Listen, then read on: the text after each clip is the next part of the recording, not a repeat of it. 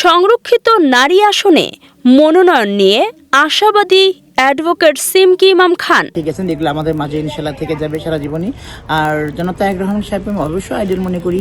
উনি তো আসলে উনি যা করতেছেন দেশের জন্য বা দেশের জন্য আমরা অবাক হয়ে যাচ্ছি যে উনি এত সুন্দর করে কিভাবে সবকিছু ম্যানেজ করতেছেন।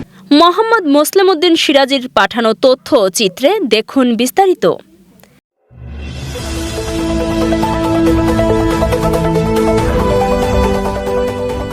জিনিসগুলো আমার পছন্দ পৃথিবী। হ্যাঁ, তো আমি এই কোনসময় নেগেটিভিটি কথা বলি না, আমি সবসময় পজিটিভ নিয়েই থাকি। সবসময় আমার সুন্দরের প্রতি আমি পূজারি। যে জন্য যার প্রেমে পড়েছিলাম সে হলো দেশনেত্রী বেগম খালেদা জিয়া। উনি আর আমাদের মাঝে এখন নাই, আল্লাহ ওনাকে বেহেশত নসিব করুক। ওনার সৌন্দর্যই আমি প্রেমে, আমি আসলে আমি হাবুডুবু খেয়েছি প্রেমে, ওনার সৌন্দর্য। সিরাজগঞ্জে সংরক্ষিত নারী আসনে মনোনয়ন নিয়ে আশাবাদী অ্যাডভোকেট সিমকি ইমাম খান। আমি আল্লাহর ইচ্ছে 100% আশাবাদী যে আল্লাহ সুবহানাহু ওয়া তাআলা আমাকে মূল্যায়ন করবেন। আমি দীর্ঘদিন মাঠে আছি, দীর্ঘদিন 17 বছর তো আছি, তার বহু আগে থেকেই মাঠে আছি আমি, এবং আশা করি আল্লাহ আমাকে নমিনেশন দিবেন এবং আমাকে আল্লাহর ইচ্ছা সংরক্ষিত আসন আমি ইনশাল্লাহ পাবো, আশা রাখছি।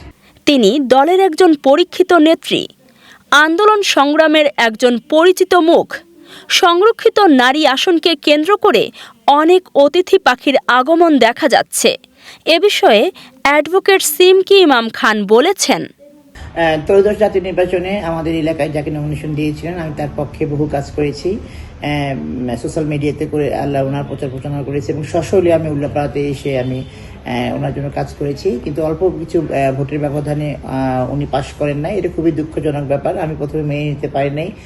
তারপর আল্লাহ যা করেন মঙ্গলের জন্য করেন, হয়তোবা না, উনি অবশ্যই মঙ্গলের জন্য করেন।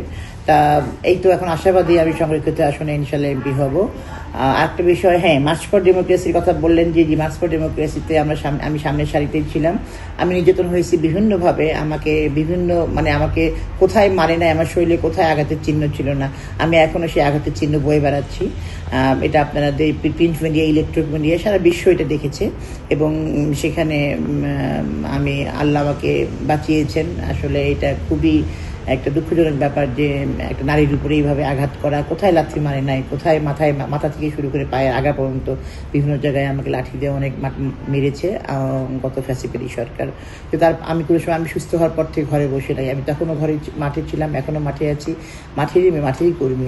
আমি দলকে ভালোবাসি, বিএনপি করি, আমি শহীদের আদর্শ মেনে চলি, বেগম জিয়ার আমি আদর্শ মেনে চলি, তারেক রহমানের দিক নির্দেশনা ফলো করি। আমি আশাবাদী সংরক্ষিত আসনে ইনশাল্লাহ আমি